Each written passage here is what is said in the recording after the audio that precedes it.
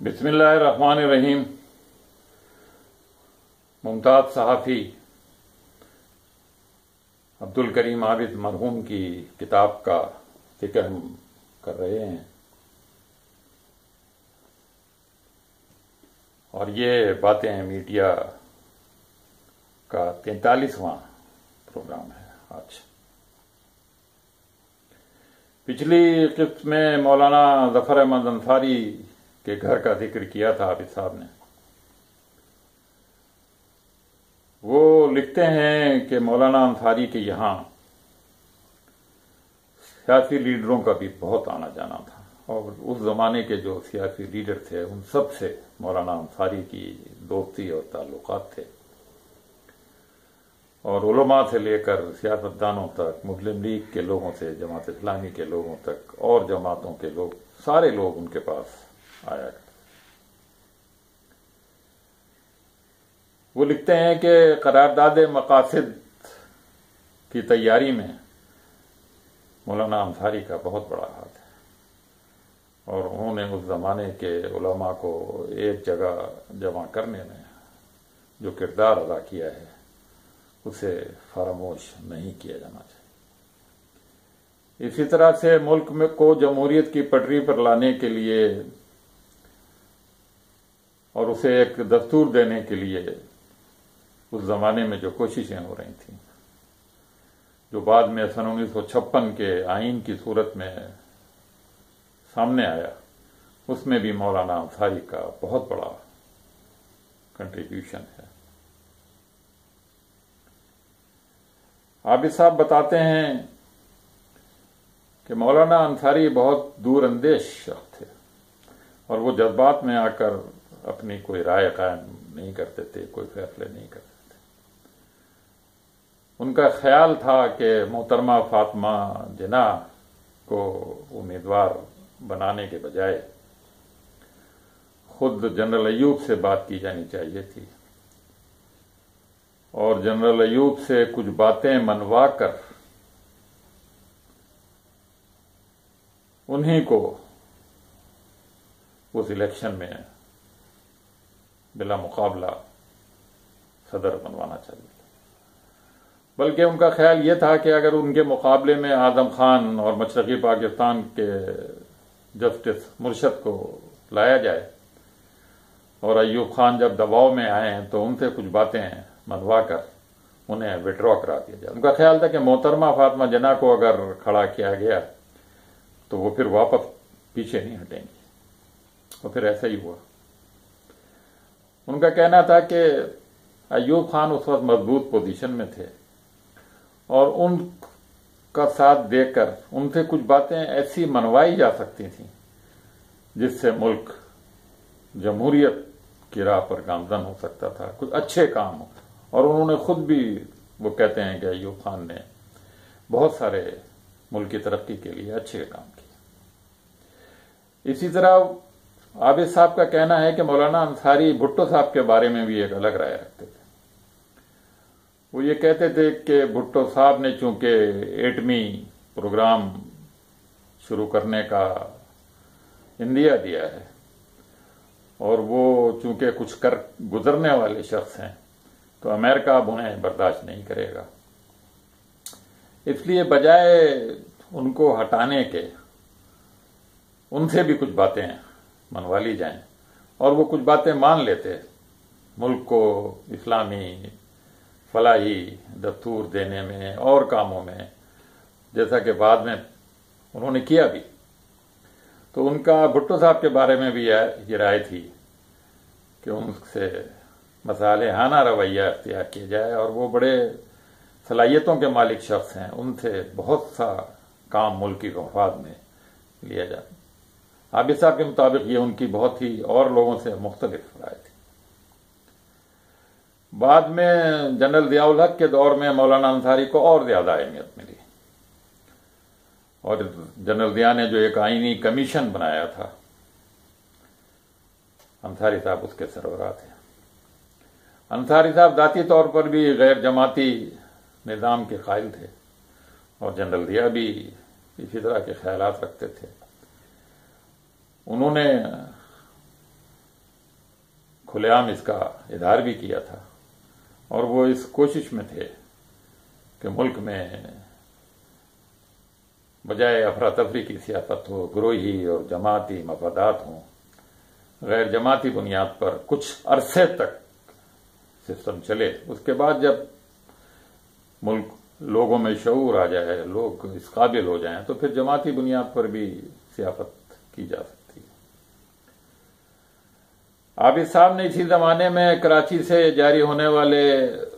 اخبار روزنامہ حریت کا بھی ذکر کیا ہے۔ وہ خود تو اس سے منسلک نہیں رہے،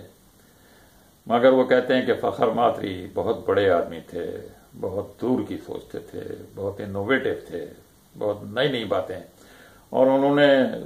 جنگ سے یوسف صدیقی صاحب اور احمد اسحاق صاحب مرحومین ان کو اپنے ساتھ ملا کر ایک بہت ہی عمدہ اور ایک نیا اخبار جاری کیا، اور یہ ایسا اخبار تھا جس نے بہت ساری نئی صحافتی روایات کو جنم دیا۔ عابد صاحب اس وقت لاہور میں تھے۔ وہ کہتے ہیں کہ حریت بہت اچھا اخبار تھا، لیکن میر خلیل الرحمان جیسے تجربے کار مالک اخبار اور جو صحافی بھی تھے، وہ سے مقابلہ کرنا ان کو آسان نہیں تھا۔ جنگ والوں نے جو ہتھکنڈے استعمال کیے، اس کے نتیجے میں حریت زیادہ دن نہیں چل سکا، اور پھر بالآخر وہ بند ہو گیا۔ عابد صاحب اس زمانے میں لاہور کا ذکر کرتے ہوئے بتاتے ہیں کہ انہیں بڑے نئے نئے صحافی دوست ملے اس وقت، اور ان میں ضیاء الاسلام انصاری بھی تھے اور دیگر لوگ بھی تھے۔ وہ کہتے ہیں کہ ضیاء الاسلام انصاری محمود احمد مدنی کی طرح کہ وہ شخص تھے جنہوں نے پاکستان میں صحافت میں چھائے ہوئے بائیں بازو کے صحافیوں کا زور توڑا، اور یہ انہی کا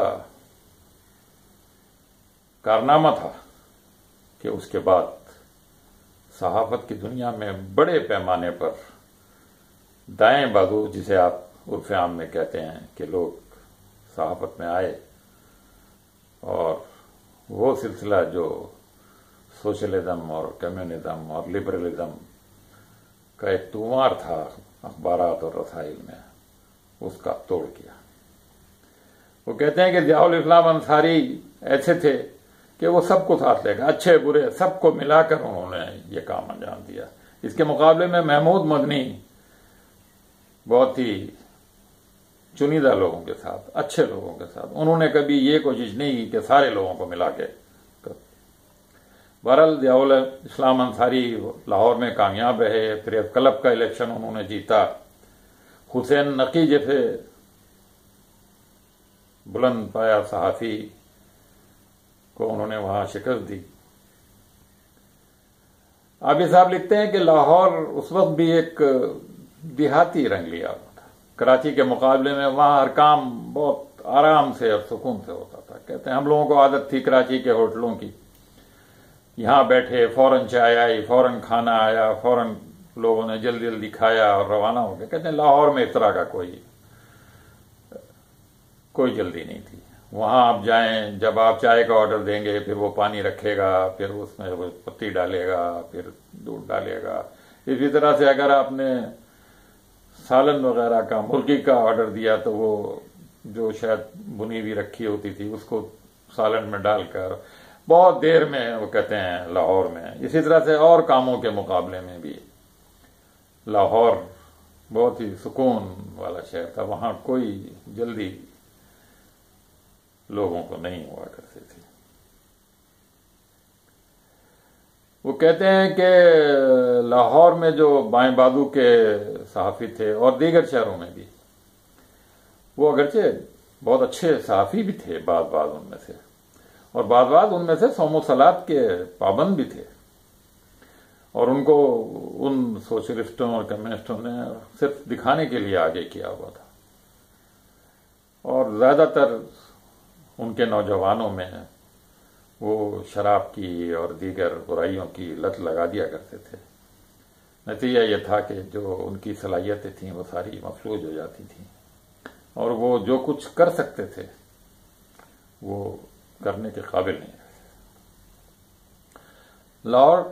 سے اچانک